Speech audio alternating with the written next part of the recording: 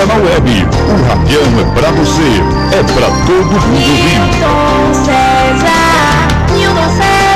Olá, muito bom dia para você, ligado com a gente aqui pelo Radião. Obrigado pela audiência, pelo carinho, pelo acesso. Hoje o Brasil está vendo o governador do Rio de Janeiro, Luiz Fernando Pezão, sendo preso. Acaba de ser preso às 5h da manhã, ou no Palácio, lá no Rio de Janeiro, Palácio Guanabara, recebe lá a visita da PF, Polícia Federal, mais uma ação da Lava Jato, hein? Operação Lava Jato, levando o governador do Rio de Janeiro preso. Ixi, esse país está sendo levado a sério. Vocês fiquem espertos, né? Fiquem atentos, pé ligeiro. A situação não é brinquedo não. Gente, a gente está aqui para mostrar para você a informação em cima da verdade. Para você que acompanha a gente agora, obrigado pelo carinho da audiência, pela informação chegando também através do nosso WhatsApp. Você pode mandar para a gente aí o que você tem aí de informação. Aqui nós iremos passar para você. Os perigos do materialismo. Quando ouvimos a palavra materialismo, por vezes desconhecemos o seu real significado e suas dimensões. De modo geral, temos uma visão superficial do termo, que em verdade representa correntes filosóficas antigas com bases bem sedimentadas. Ele está na via oposta ao idealismo, o espiritualismo e a metafísica, desde que afirma a prioridade da matéria sobre o espírito. Até mesmo o pensamento seria uma manifestação interior da matéria. Vale ressaltar que o materialismo se estende ao modo de viver em que o gozo das coisas materiais se apresenta como uma filosofia de vida caracterizada pelo grande apego aos bens materiais. Segundo essa filosofia, a vida se inicia no momento do nascimento e acaba com a morte do corpo. As correntes espiritualistas, no lado oposto, apresentam a realidade do espírito, isto é, demonstram que somos algo mais do que um aglomerado de matéria e que há uma inteligência, uma alma, um ser imponderável no comando da máquina corpórea. O Espiritismo, quando se apresenta como uma ciência que trata da natureza, da origem e do destino dos espíritos, bem como de suas relações com o mundo corporal, deixa claro seu perfil espiritualista devidamente embasado em métodos científicos de estudo. Ao estudar essa essência inteligente que todos somos, a doutrina espírita abre um horizonte de consequências importantíssimas para a vida. Suponhamos que um homem de 20 anos tenha certeza de que vai morrer aos 25. O que fará ele nesses 5 anos que lhes restam? Trabalhará para o futuro? Certamente que não. Ele tratará de desfrutar a vida o mais possível, considerando como um engano obrigar-se a fadigas e privações sem proveito? Mas se ele tiver a certeza de viver até 80 anos, agirá de forma totalmente diferente, porque compreenderá a necessidade de sacrificar alguns instantes de repouso atual para assegurar o repouso no futuro durante longos anos. O mesmo ocorre com aqueles para quem a vida futura é uma certeza. Quando existe dúvida quanto à existência da vida futura, o indivíduo é conduzido naturalmente a tudo sacrificar os prazeres do presente. Daí dá importância excessiva aos bens materiais. A cobiça, a inveja e os ciúmes daquele que tem pouco contra o que tem muito são estimulados pela importância atribuída aos bens materiais.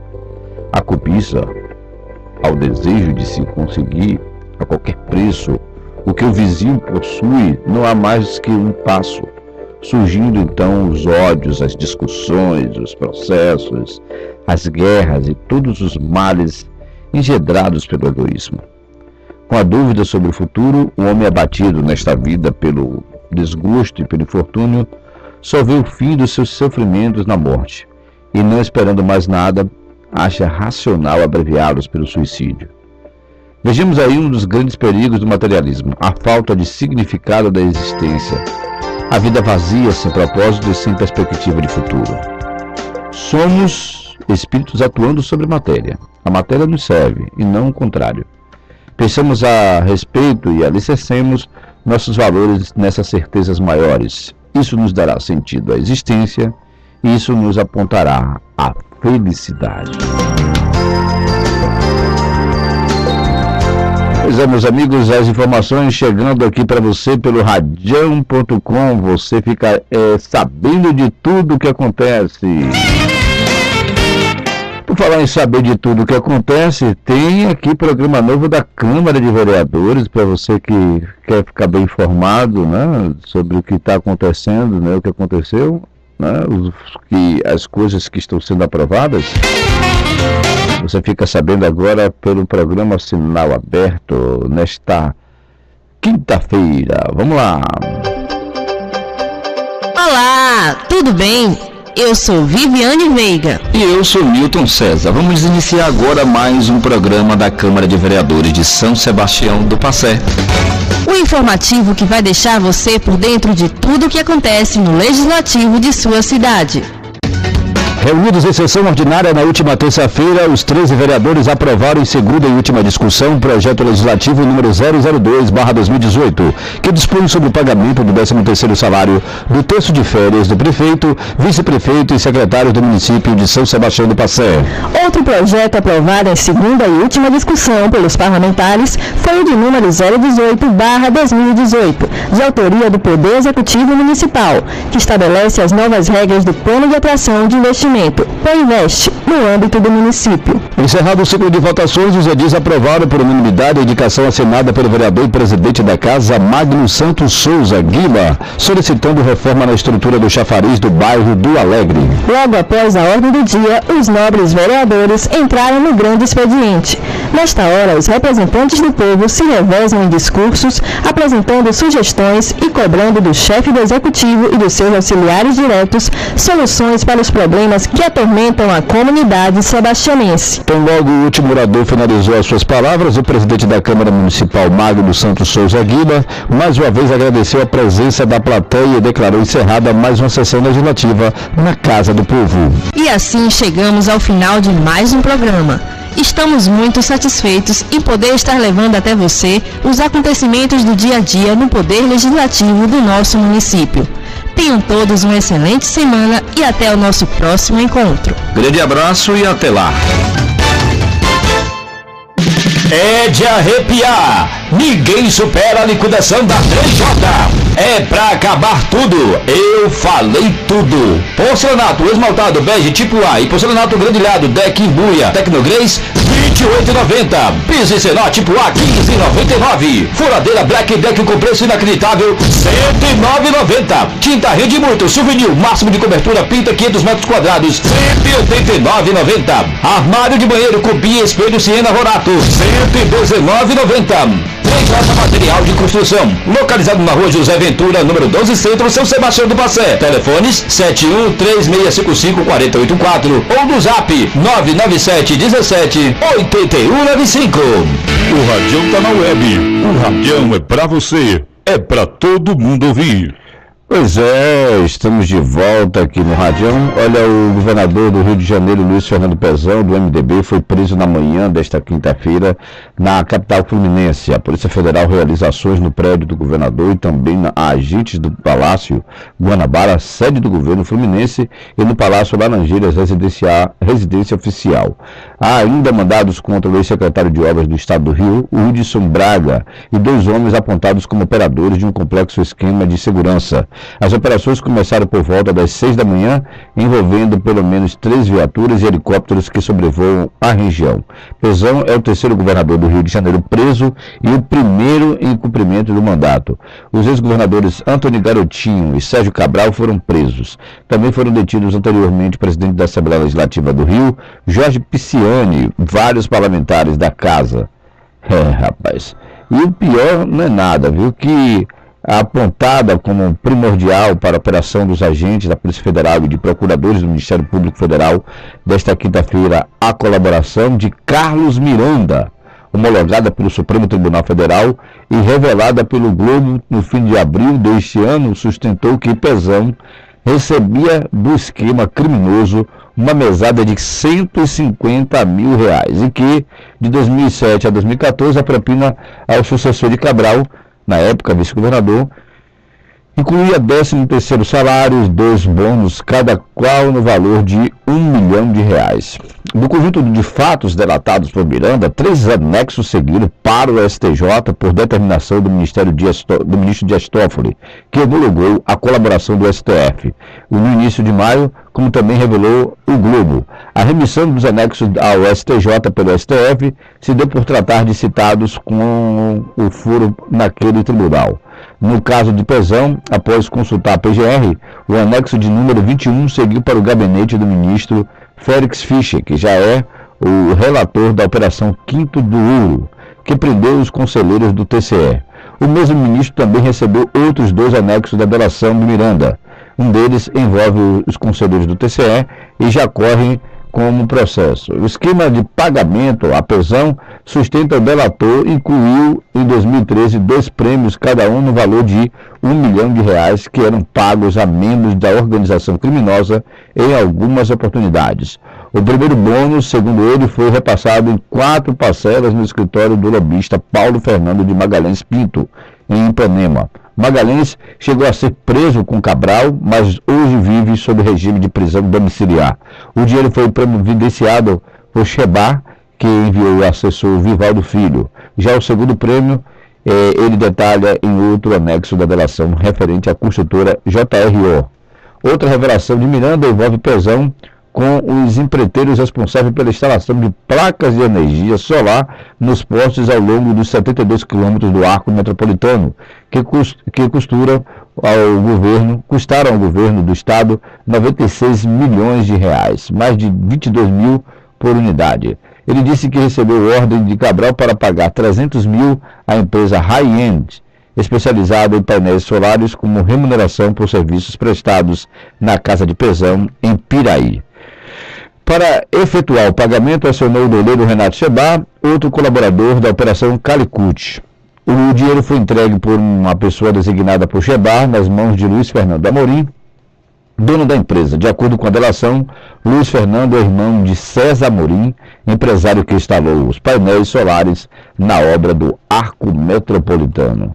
E ainda sobre essa questão do governador Pezão, a pedido da Procuradoria-Geral da República, o governador Luiz Fernando Pezão foi preso na manhã de hoje, no Palácio Laranjeiras, residência oficial do governo fluminense. De acordo com a PGR, são 9 os alvos da Operação Boca de Lobo, que além de Pezão, mira assessores e um sobrinho.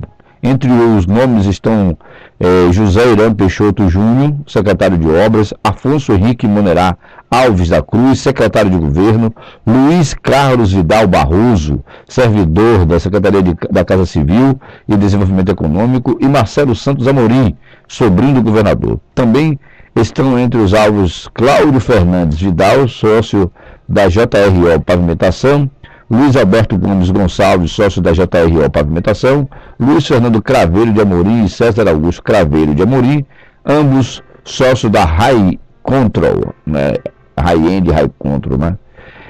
Rapaz, o fato novo é que a procuradora Raquel Doge afirmou que ficou demonstrado ainda que, apesar de ter sido um homem de confiança de Sérgio Cabral e assumido pelo papel fundamental naquela organização criminosa, inclusive sucedendo-se na sua liderança, Luiz Fernando Pezão operou esquema de corrupção próprio com seus próprios operadores financeiros. As conclusões se sustentam em informações decorrentes de uma colaboração premiada e homologada no Supremo Tribunal Federal e documentos apreendidos na residência de um dos investigados da Operação Calicut. A partir daí, foram realizadas diligências que permitiram aos investigadores complementarem as provas. Foram analisadas provas documentais como dados bancários, telefônicos e fiscais. Na petição enviada ao STJ, a Procuradora-Geral explicou que a análise do material revelou que o governador Pezão e assessores integraram a operação da organização criminosa de Sérgio Cabral, preso há mais de 2 anos e já condenado judicialmente, e que o atual governador sucedeu Cabral na liderança do esquema criminoso. Eita, essas são as notícias que você fica ligado, você fica por dentro de tudo que está ocorrendo no Brasil e no mundo de hoje. Eita, a situação, meus amigos, minhas amigas, é essa. Polícia Federal prende prisão no Rio de Janeiro. Atlético do Paraná vence Fluminense e vai à final da Sul-Americana. Meteu, foi 6-0, foi o que eu soube, foi? O Atlético do Paraná está de volta, 6-0 ou 2-0? Está de volta a uma final continental após 12 anos. Depois de se sagrar vice-campeão da Libertadores em 2005, contra o São Paulo, o Furacão garantiu a vaga na decisão da Copa Sul-Americana nesta quarta-feira, ao vencer novamente o Fluminense, desta vez em pleno Maracanã, por 2-0. Bolsonaro defendeu não realizar a conferência do clima no Brasil.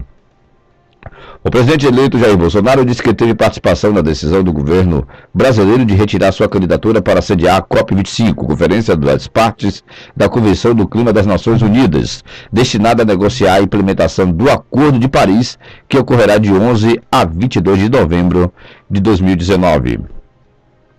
Novo ministro promete pagar 13º do Bolsa Família. Na primeira entrevista após ser anunciado, o futuro ministro da Cidadania, Osmar Terra, do MDB do Rio Grande do Sul, disse que o novo governo vai cumprir a promessa de campanha de Bolsonaro e o 13º para o Bolsa Família será pago. O Ministério vai reunir as pastas do Desenvolvimento Social, Esporte e Cultura, além de parte do acolhimento e dependentes da Secretaria de Drogas. 7 suspeitos de envolvimento na morte de Daniel viram réus, o jogador Daniel, né? Que foi brutalmente assassinado. A juíza de São José dos Pinhais, Luciane Regina Martins de Paula, acatou a denúncia contra 7 suspeitos de terem participado da morte do jogador Daniel Correia de Freitas, no último dia 27 de outubro. 5 dos acusados, que agora passam a ser réus, já vão responder por homicídios triplamente qualificado, fraude processual por terem mentido em depoimento e a ocultação de cadáver. Mega Sena acumula e pagará 6 milhões no próximo sorteio. Ninguém acertou as 6 dezenas do concurso 2101 da Mega Sena, sorteado na noite desta quarta-feira na cidade de Curitiba, no Paraná.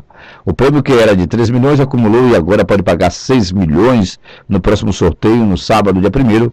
As dezenas sorteadas foram 02, 08, 18, 37, 56, 58. Lava Jato reduz pena e concede prisão domiciliar a Palocci. Após 2 anos e 3 meses de prisão, Antônio Palocci vai voltar para casa, ainda preso em regime semiaberto, diferenciado e sob monitoramento, monitorado de uma tornozeleira eletrônica, mas longe das grades da Operação Lava Jato em Curitiba. O ex-ministro dos governos Luiz Inácio Lula da Silva e Dilma Rousseff pode deixar a custódia da Polícia Federal em Curitiba nesta quinta-feira. Filho pode ter se equivocado ao falar sobre Previdência, diz Bolsonaro. Bolsonaro disse que seu filho, o deputado federal Eduardo Bolsonaro, pode ter se equivocado ao falar que talvez o governo não consiga aprovar a reforma da Previdência. A reportagem do Estado mostrou que a declaração foi dada durante um encontro com investidores nos Estados Unidos. Pode ser que ele tenha se equivocado. O garoto, afirmou. Neymar se torna o maior artilheiro brasileiro da Champions. Temos um novo recorde após marcar segundo gol do Paris Saint-Germain na partida contra o Liverpool na tarde desta quarta-feira. Neymar se tornou o brasileiro com maior número de gols na história da Liga dos Campeões, com 31 gols, ultrapassando o Kaká, que tem 30 gols. Tomou o brasileiro de volta esse título, Gente, continue com a gente, a informação não para por aqui, o Radião continua cobrindo essa parte aí da prisão de Luiz Pezão, governador do Rio de Janeiro, e você fica sabendo de tudo aqui no Radião.com. Volto já com mais informação.